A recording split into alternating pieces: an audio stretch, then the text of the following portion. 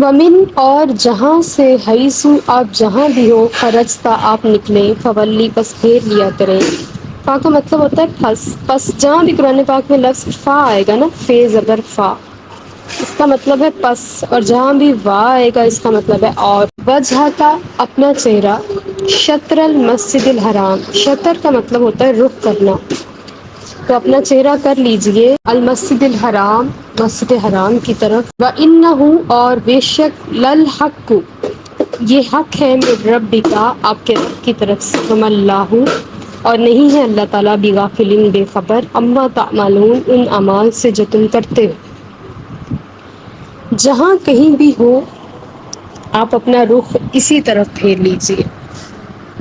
یعنی کہ ہم پاکستان میں ہیں تو ہمیں پاکستان میں اپنا رخ اسی طرف پھیر لینا ہے. ہم یورپ میں ہیں، ہم امریکہ میں ہیں، ہم دنیا کے ساتوں بر اعظموں میں جہاں بھی موجود ہیں، ہمیں اپنا رخ جو ہے وہ مرکز کی طرف، کائنات کے مرکز کی طرف پھیرنا ہے جو کہ خانہ خدا ہے. کیونکہ حضور اکرم صلی اللہ علیہ وسلم نے 9 بار آسمان کی طرف اپنا چہرہ کیا تھا، تو آپ 9 بار انہی آیات کو پڑھیں گے. اللہ پاک کو وہ چہرہ کرنا اتنا پسند آیا کہ اللہ پاک نے 9 آیات ایک جیسی نازل فرمائی کہ میں نے اپنے محبوب کا چہرہ دیکھا ہے. قد نری تقلبک وجہک فی السماء، ہم نے آپ کا چہرہ دیکھا ہے جو آپ نے آسمان کی طرف اٹھایا ہے. یہ اس چہرے کی زیارت کا ہمیں ثمر مل رہا ہے. جو رب نے اپنے محبوب کا جلوہ دیکھا نا آسمان کی طرف اٹھتا ہوا، وہ تو محبوب جانے اور محب جانے ان کو کتنا مزہ آیا. لیکن ہمیں مزہ آیا ان 9 آیات کو، ایک جیسی آیات کو پڑھنے کا. اور آپ کو بھی مزہ آئے گا ایک بار یاد کر کے، بار بار اس کو یاد کرنے کی بھی ضرورت نہیں رہے گی کہ آپ کو یاد ہو جائے گا. تو جہاں سے آپ نکلیں اپنا رخ مسجد حرام کی طرف کر لیں. یعنی کہ دنیا میں جہاں کہیں بھی آپ ہوں، گھر سے باہر آپ جہاں بھی نکلیں، لیکن آپ کا رخ جو ہے ہر نماز کے وقت مسجد حرام ہی ہونا چاہیے، خانہ خدا ہی ہونا چاہیے. وَإِنَّهُ لَلْحَقُّ مِن رَبِّكَ اور یہ آپ کے رب کی طرف سے حق ہے. یہ نبی کریم صلی اللہ علیہ وسلم نے خود نہیں کیا، بلکہ یہ پہلے سے رجسٹر تھا، یہ پہلے سے طے شدہ تھا. کیونکہ جب ابراہیم اور اسماعیل علیہ السلام یہ گھر بنا رہے تھے تو ان کی نظروں میں صرف سراپائے مصطفیٰ تھا. وہ صرف نبی کریم صلی اللہ علیہ وسلم کو دیکھ رہے تھے اور اس گھر کی تعمیر کر رہے تھے، اور کہہ رہے تھے کہ یہاں کے رہنے والوں کو امن دے، پھل دے، اور اس کو طواف کا مرکز بنا، رکوع و سجود کا مرکز بنا، اور اس کے نبی آیتیں پڑھیں. تو ظاہر ہے پھر دعائیں تھیں جس سے پتھر نرم ہوا. جو مقام ابراہیم ہے حضور کو مانگنے سے نرم ہوا تھا نا وہ پتھر، جو پتھر نرم ہوا اور وہاں محفوظ ہے. تو پھر یہ سارا کچھ رجسٹر تھا کہ یہی کعبہ حضور کا ہمارا قبلہ بنے گا. مجھے یہاں پہ نعت کا ایک شعر یاد آ رہا ہے. آقا آپ آئے تو کعبہ قبلہ بنا،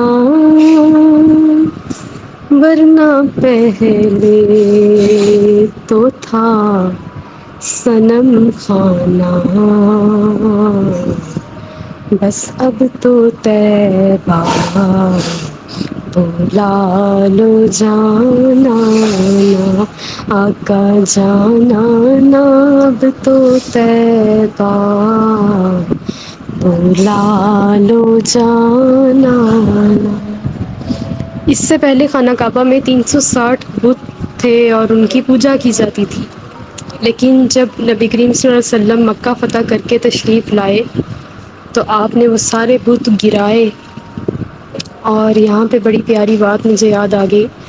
حضرت علی رضی اللہ تعالیٰ عنہ سے کہنے لگے کہ میرے کندھوں پہ سوار ہو اور یہ سارے بت اتارو جو اوپر والی شیلفس پہ پڑے ہوئے. تو حضرت علی نے عرض کی یا رسول اللہ میری اتنی مجال نہیں ہے کہ میں اپنے قدم آپ کے عرش کے پاؤں کو چھونے والے کندھوں سے مس کروں. حضور نے فرمایا کہ علی تم نبوت کا بھار نہیں اٹھا سکو گے اگر میں تمہارے کندھے پر چڑھوں.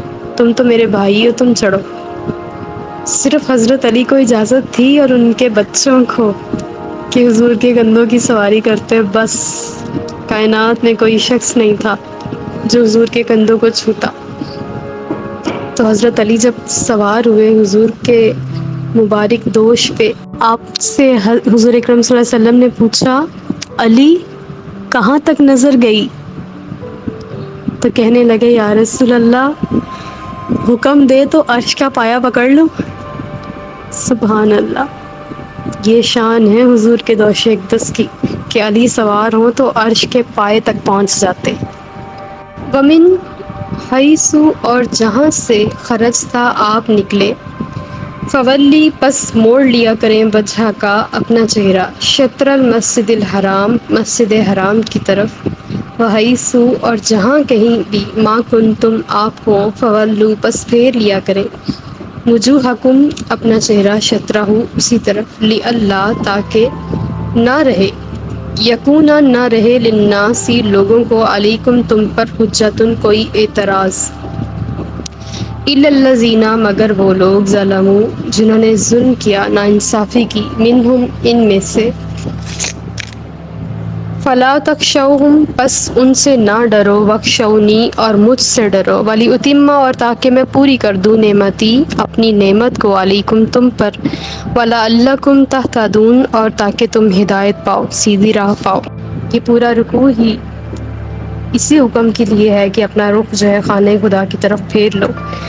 اور یہ بہت سارے اعتراضات کا جواب ہو سکتا ہے کہ اہل کتاب کو یہ اعتراض کریں کہ آپ کا اور ہمارا قبلہ پہلے ایک تھا، اب کیوں الگ الگ کر لیا گیا؟ تو یہ حکم جو ہے وہ ان کی اپنی کتاب سے ہی ہم پہ نافذ العمل ہوتا ہے کہ ان کی اپنی کتاب میں قبلہ جو تھا خانہ خدا، خانہ کعبہ ہمارا قبلہ تھا، اور یہ اسکیئر شیپ میں نہیں ہے، مکعب نما نہیں ہے، بلکہ اس کے دو جو سائڈیں ہیں وہ تھوڑی سی بڑی ہیں اور جو دو سائڈیں ہیں وہ تھوڑی سی کم چوڑی ہیں، اور حتیم کا جو حصار ہے وہ الگ ہے۔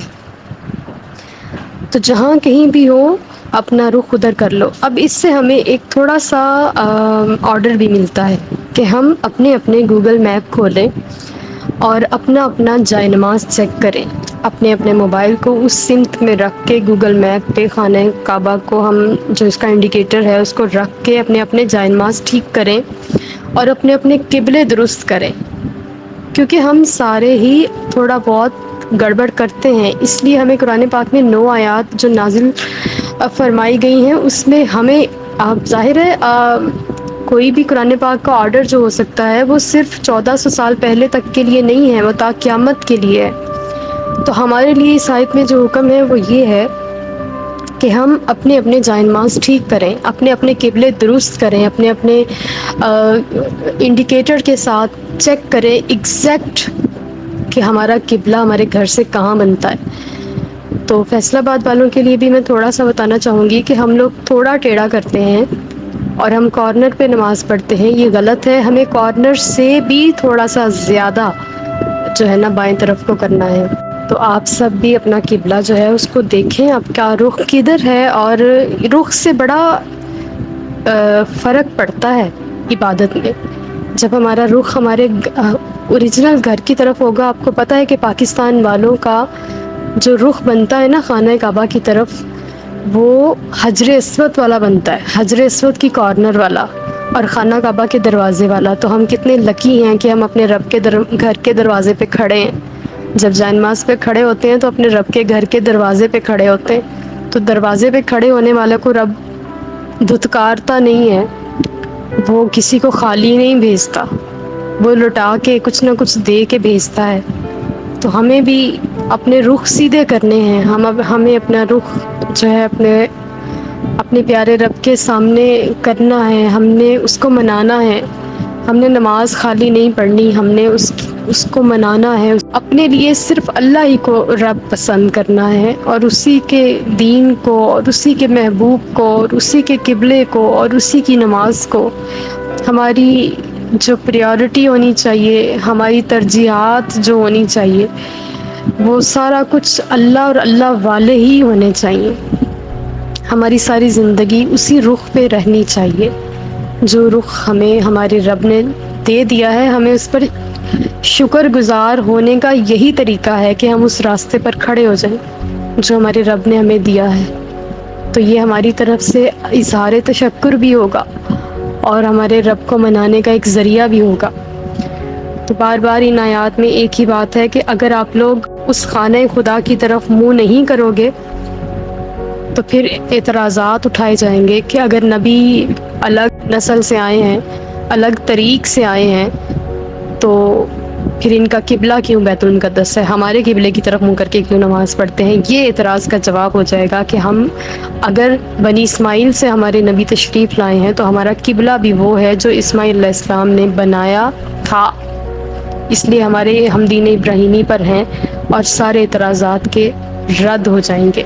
اللہ تعالیٰ فرما رہے سوائے تم میں سے جو ظالم ہیں، جنہوں نے اپنی جانوں پہ خود ظلم کیا ہے، منافقین ہیں، جو کافر ہیں، جو ہمارے دشمن ہیں، آپ ان سے نہ ڈریں۔ فلا تخشوہم، آپ ان سے نہ ڈریں، وخشونی، مجھ سے ڈرو۔ خانہ کعبہ کی طرف منہ کر کے نماز پڑھتے ہیں، ان کو نہ دیکھو، مجھے دیکھو۔ لیکن اس آیت کو اگر ہم اپنے اوپر لے کر آئیں تو یہ ہمارے اوپر ایسے امپلیمنٹ کرتی ہے کہ ہم جب کسی نیک کام میں جائیں تو ہم اپنے ارد گرد کے لوگوں کے اعتراضات نہ دیکھیں۔ فلا تخشوہم، اللہ پاک ہمیں منع فرما رہا ہے، لوگوں کے اعتراضات کے جوابات اس طرح سے نہیں دینے۔ آپ نے اپنا کام کرتے رہنا ہے اور ان کو اپنا کام کرنے دینا ہے، اور آپ نے صرف ایک کام کرنا ہے، بخشونی، مجھ سے ڈرو۔ جب کوئی شخص اللہ سے ڈرتا ہے نا تو پھر وہ اللہ سے ڈرنے والے کام ہی کرتا ہے۔ تو جب ہم اللہ سے ڈریں گے تو اللہ سے ڈرنے والے کام ہی کریں گے، ہمیں خوف آئے گا اس کی ناراضگی سے۔ اللہ تعالیٰ فرما رہے ہیں ان لوگوں کا ڈر چھوڑ دو۔ ہمارے ہاں تو ہمارا معاشرہ بھی یہی کہتا ہے، لوگ کیا کہیں گے، یہی ہم سارا دن ڈرتے رہتے ہیں کہ ہم لوگ کیا کہیں گے۔ تو ہم لوگوں کو خوش کرنے کے لیے نہیں آئے دنیا میں، ہم وخشونی، اپنے رب سے ڈرنے کے لیے، اپنے رب کو خوش کرنے کے لیے آئے ہیں۔ اگر ہم اتنے سے بہادر ہو جائیں، لوگوں کی پرواہ کیے کرنی چھوڑ کے، اپنا دل بڑا کر کے اپنے رب کی طرف رجوع کریں، تو بہت سارے معاملات جو ہیں وہ ہمارے ریزالو ہو جائیں گے۔ تو اللہ تعالیٰ فرما رہے ہیں اگر تم لوگوں سے نہیں ڈرو گے اور خانہ کعبہ کو ہی اپنا قبلہ بناؤ گے تو میں تم پر اپنی نعمت پوری کر دوں گا، یعنی کہ پوری دنیا پر اسلام کو قابض کر دوں گا، پوری دنیا میں اسلام کو امپلیمنٹ کر دوں گا، اسلام کی ہی حکومت ہوگی اور کفر کا خاتمہ ہو جائے گا۔ وَلَعَلَّكُمْ تَهْتَدُونَ، اور تاکہ تم ہدایت پاؤ، تاکہ تم سیدھے راستے پر رہو اور اپنے رب کی بارگاہ میں رہو، اپنے محبوب علیہ الصلوۃ والسلام کا ہی چہرہ دیکھو اور کسی طرف نہ جاؤ۔ نعمت پوری ہونے کا ایک مطلب جو ہے وہ یہ بھی ہو سکتا ہے کہ میں جو آدم علیہ السلام سے نبوت کا سلسلہ چلا رہا ہوں اس کو محبوب علیہ الصلوۃ والسلام پر کمپلیٹ کر رہا ہوں، مکمل کر رہا ہوں۔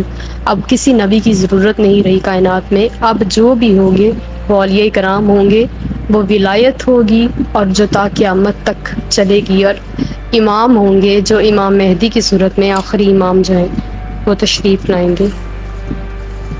اللہ تعالی ہم سب کو عمل کی توفیق عطا فرمائے۔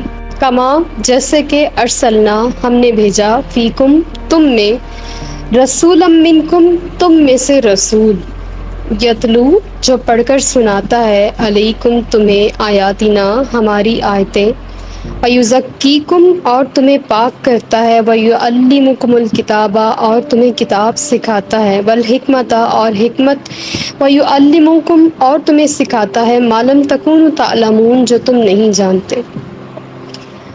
یہ وہ ساری دعائیں تھیں جو حضرت ابراہیم علیہ السلام نے نبی کریم صلی اللہ علیہ وسلم کے لیے مانگی تھیں، اور اللہ پاک نے ان کو پورا کیا، اور حضور اکرم صلی اللہ علیہ وسلم بنی اسماعیل میں تشریف لے آئے۔ یہ وہ دعائیں تھیں جو خانہ کعبہ کی تعمیر کے وقت حضرت ابراہیم علیہ السلام نے اپنے رب کے حضور عرض کی، تو اللہ پاک نے انہی صفات سے متصف رسول کریم صلی اللہ علیہ وسلم بھیجے جو آیات تلاوت کرتے تھے، اور حضور خوش الحان تھے، اور بڑی خوش الحانی کے ساتھ قرآن پاک کی تلاوت فرماتے تھے کہ سننے والا مبہوت رہ جاتا تھا، آپ کا چہرہ اقدس تکتا رہتا تھا اور اس میں سے وہ قرآن سنتا رہتا تھا۔ اور پاکیزہ کرتا ہے تمہیں، پاکیزگی سے مراد کفر کی غلاظتوں سے نکال کے ایمان کی پاکیزگی عطا فرماتا ہے، اور نبی کریم صلی اللہ علیہ وسلم تشریف لائے تو ہی کفر کو راستہ ملا نکلنے کا، ورنہ وہ ساری دنیا میں ڈٹ کے بیٹھا ہوا تھا اور اس کے پاس نکلنے کی کوئی صورت باقی نہیں تھی۔ لیکن حضور اس انداز سے تشریف لائے کہ کفر کو جانا ہی پڑا، اور سارے ہی سینے جو تھے وہ کفر کی غلاظتوں سے پاک ہوئے اور ایمان کے نور سے بھرے، اور اللہ پاک نے ان کو ایک اور چیز سکھائی، کتاب کی تعلیم۔ اور ہم نے اپنے استادوں سے اور ہمارے استادوں نے درجہ بدرجہ کریم آقا صلی اللہ علیہ وسلم سے سیکھا ہے، لیکن حضور کو کسی استاد نے نہیں سکھایا، بلکہ جب اقرا میں پہلی وحی نازل ہوتی ہے غار حرا میں، تو آپ کو سکھایا جاتا ہے، حضرت جبرائیل امین اپنا سینہ اقدس، حضور کے سینہ اقدس کے ساتھ اتنی اچھی طرح سے مس کرتے ہیں کہ حضور کی زبان اقدس سے بے اختیار جاری ہو جاتا ہے، اقرا بسم ربک الذی خلق۔ پہلی بار آپ نے کچھ پڑھا ہوا جو تھا وہ بیان فرمایا تھا، اس سے پہلے آپ کسی استاد سے نہیں پڑھے ہوئے تھے۔ تو حضور کا استاد اللہ ہے، اور اسی خدا نے آپ کو کتاب کی تعلیم دی، علم دیا، اور علم کی ہمارے دین میں بڑی اہمیت ہے، اور دنیا کے سارے علوم قرآن پاک میں جمع ہوتے ہیں، ہر علم کی جڑ جو ہے وہ قرآن سے ہی نکلتی ہے، تو اس لیے یہ کتاب علوم کا خزانہ ہے جو اللہ پاک نے نبی کریم صلی اللہ علیہ وسلم کو سکھائی، والحکمت، اور حکمت جو ہوتی ہے وہ راز کی بات ہوتی ہے، وہ دانائی کی بات ہوتی ہے، وہ چھپی ہوئی بات ہوتی ہے، وہ سب کے سامنے ظاہر نہیں ہوتی۔ بعض اوقات ہمیں چیزیں کچھ اور نظر آ رہی ہوتی ہیں اور ہم اس کے اوپر اعتراض کر رہے ہوتے ہیں، لیکن تھوڑی دیر بعد پتہ چل جاتا ہے جب راز کھلتا ہے کہ اصل میں حقیقت تو یہ تھی، ہم سے غلطی ہوئی۔ وَيُعَلِّمُكُمْ، اور تمہیں سکھاتا ہے، مَا لَمْ تَكُونُوا تَعْلَمُونَ، جو تم نہیں جانتے تھے، یعنی کہ نبی کریم صلی اللہ علیہ وسلم کی شان یہ ہے کہ وہ آیتیں پڑھتے ہیں، وہ پاکیزہ کرتے ہیں، وہ تعلیم دیتے ہیں کتاب کی، وہ حکمت سکھاتے ہیں، اور وہ باتیں سکھاتے ہیں جو ہمیں نہیں پتہ تھیں، یعنی کہ احادیث سکھاتے ہیں۔ ہمارے پاس جتنے علوم کا خزانہ احادیث کی صورت میں موجود ہے، وہ قرآن کے بعد کسی اور خزانے کی شکل میں موجود نہیں ہے۔